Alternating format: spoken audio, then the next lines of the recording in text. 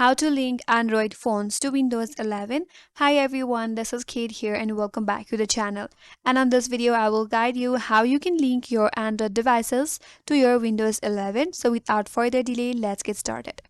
So on your Windows 11, navigate to the search icon and in the search bar, you have to search for phone link. In case if you cannot find the phone link on your Windows 11, then you could simply install it from your Microsoft Store.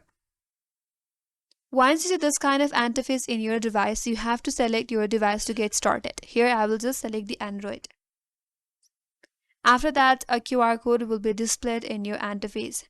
Now you have to scan the QR code from your Android mobile device in order to link to your device. Now on your Android device, open up a Play Store and then search for Link to Windows. Install Link to Windows application. Once the installation is complete, open up the application. After that, there you have to click on a link to PC. Then you have to scan this QR code displayed in your laptop or Windows 11 from your mobile device through the Link to Windows application.